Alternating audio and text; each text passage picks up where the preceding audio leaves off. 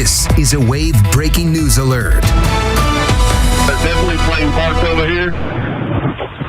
Just mixing all this debris, but we're still trying to access this main part of the fire. We can't get all the way to the front. Possible explosion, Fern Valley and Gray Lane. We've got multiple calls. I got a UPS plane that possibly landed on a building. Right now, we're continuing to follow breaking news this morning. 7 people are dead and 11 others hurt after a UPS plane crashed outside Muhammad Ali International Airport Tuesday evening. The 3 people on board were killed and 4 people on the ground. And video captured those terrifying moments. And you just heard that scanner traffic as first responders were alerted of the crash. JCPS has canceled classes today, too, as a result of the shelter-in-place order that was in effect. Thanks so much for waking up with us here. I'm Shannon Kogan. And I'm Olivia Russell. As we see these horrifying images and videos come in, we're bringing you team coverage this morning, giving you the latest details and developments on the plane crash. Wave News reporter Marissa Burke will tell us more about what's being done to help the families of the victims. And Rob Wells is live at the airport where flights are still grounded. But let's kick off our team coverage this morning with Kirsten Foote, who is live. Right now on Good Morning Kentuckiana, a deadly UPS plane crash rocks our city. The smoke seen for miles and for hours as we learned the tragic details. And we're live inside Muhammad Ali International Airport. The airport reopened this morning after it shut down yesterday. We'll get a live report from our own Clarice Shaley here in just a minute.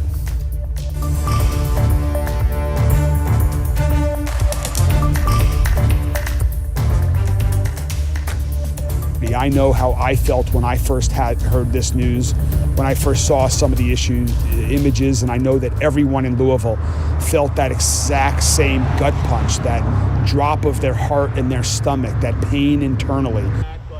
You are hearing brand new reaction this morning from Mayor Craig Greenberg after he spoke with families affected by last night's tragic UPS cargo plane crash near Muhammad Ali International. Right now, we know 7 people are dead and at least 11 are hurt, some critically. Good morning, Kentuckiana. I'm Grace McKenna alongside Jim Stratman. UPS says the plane was headed to Honolulu, Hawaii with 3 crew members on board when it went down just before 5:30 yesterday afternoon. Live, local, trusted. Number 1 at noon. WKYT News. Now at noon, horrifying footage shows the UPS flight on fire before coming down in Louisville. The latest on that deadly crash, what we're learning this hour. Plus, we're hearing from a person who witnessed that deadly plane crash and its fiery aftermath. Welcome to WKYT News at noon. We are live on air and streaming on WKYT Plus. I'm Victor Puente. And I'm Christine Kennedy. We are continuing to follow the UPS flight disaster in Louisville. You can see behind us what daylight revealed from that crash site. UPS is such an important part of our city. There are 20,000+ employees that call Louisville home. Their involvement in all aspects of the community. This is a tragedy for the victims that we've lost. It's a horrible event for everyone that's part of the UPS family and our entire city. And good afternoon. I'm Lee Searcy. That was Louisville Mayor Craig Greenberg speaking to CNN this morning about that deadly UPS plane crash that happened yesterday. As of right now, 9 people were killed and 15 injured, and at least 16 people are still missing. Time for ABC 36 News Now at 6. Good evening, and thank you for joining us tonight. I'm Jennifer Brown. At least 11 people are dead and multiple people are injured after a UPS plane crashed upon takeoff in Louisville, Kentucky last night. Dramatic video capturing the crash as investigators work to figure out what went wrong and crews search the rubble for any potential victims. A shelter in place is issued to anyone within a 1-mile radius of the airport. Jefferson County public schools are closed, and the NTSB is saying they've recovered the plane's cockpit voice recorder and flight data recorder and hope both will give them answers on what happened. ABC's Rena Roy has more on what officials are saying today. Dramatic dash camera video shows the moments a UPS plane came crashing down in Louisville, Kentucky. You see the plane careening wing first, leaving a trail of flames behind. This truck driver in shock, running from his vehicle, which was about a half mile from the Muhammad Ali airport where the jet came down. Right now on WLKY, this is breaking news. A horrific crash strikes the Louisville community. I saw it looked like a war zone. Crews are still searching for victims as investigators arrive to figure out how this happened. Tonight, we're learning what they found at the scene. We have identified the cockpit voice recorder and the flight data recorder. And hearing from Kentucky's leaders who saw the site of the crash firsthand. What you see are mangled remnants of what was in its path. Plus, what the community needs to know during this state of emergency. Good evening. We began new tonight with a new video showing us our first look at the scene of the deadly UPS plane crash at the Louisville airport. Kentucky leaders toured the site, describing it as a charred and mangled wreckage. We now know 12 people are dead, with still more unaccounted for. And just in, UPS says Worldport operations will resume tonight with the goal of returning to normal flight operations tomorrow morning. From CBS News Bay Area, this is the Morning Edition. All right, the weather and the political winds of change. Thank you for joining us this morning. It's Wednesday, November 5th. Let's open up these windows and get this day started.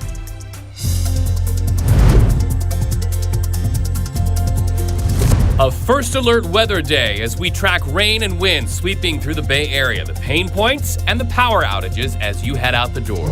We stood tall and we stood firm in response to Donald Trump's recklessness. It's a victory lap for Governor Gavin Newsom after California voters approved the redraw of congressional maps designed to give Democrats more seats in Congress. Does this tee up a presidential run for Newsom? You have delivered a mandate for change. The mayor-elect of New York says his win and wins for Democrats across the nation show a referendum on the Trump presidency. Election day taking the temperature of voters. We get smiles instead of being shushed. And no piping down, instead pipe up. The South Bay Library making noise with a new policy. No shushing. Why this library says silence is not always golden. Shh. Or speak up. It's your choice.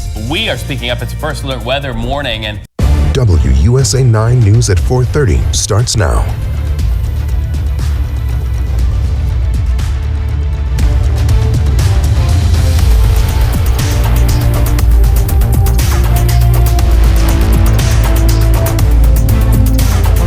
Virginia has decided and contributed to a big historic night for Democrats coast to coast. Abigail Spanberger projected to become the first woman governor of Virginia.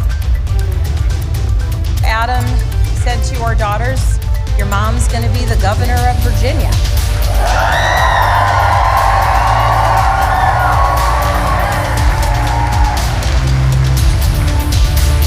And I can guarantee those words have never been spoken in Virginia ever before. He projecting Democrats also won the lieutenant governor's office. State Senator Ghazala Hashmi beat Republican John Reed and is now the first Muslim woman elected statewide anywhere in the United States. In the Attorney General race, the projected winner from the AP is Democrat Jay Jones, beating the incumbent Jason Miyares despite controversial text messages that threatened his campaign. Good morning to you and welcome to WUSA 9 at 4:30. I'm Allison Seymour. And before we get to the Democratic sweep of Tuesday's election, let's check in with meteorologist Jonathan Myers for our first look at what you're waking up to on this Wednesday morning. Jonathan, good morning. And good morning to you. On your side, this is 12 News Today. Election day in the Commonwealth now in the books as Virginia makes history, electing its first female governor. Plus, a contentious attorney general race also coming to a head. Democrat Jay Jones rising above weeks of controversy leading up to the election. And as Democrats dominate the statewide races, we're also following local delegate races as well. We're on your side all morning with the results from Election Day. All right, a good Wednesday morning to you. Thanks so much for starting the day with us here at 4:30. I'm Ashley Hendricks. And I'm Sarah Bloom. We're glad to see you to start the day. Andrew is keeping an eye on our weather headlines as we get out the door and the traffic. How's it looking, Andrew? It's going to be weather-wise looking good. Traffic not so good. We'll get to the weather first today. The news on your hometown station, WDBJ7, starts right now. It has now become the longest government shutdown in U.S. history. Now at 5, we look at how our local food banks are working hard to help those in need. Plus, an historic election night in the Commonwealth as the state elects its first female governor. We have reaction from Governor Glenn Youngkin. This is Valley News Live at 6.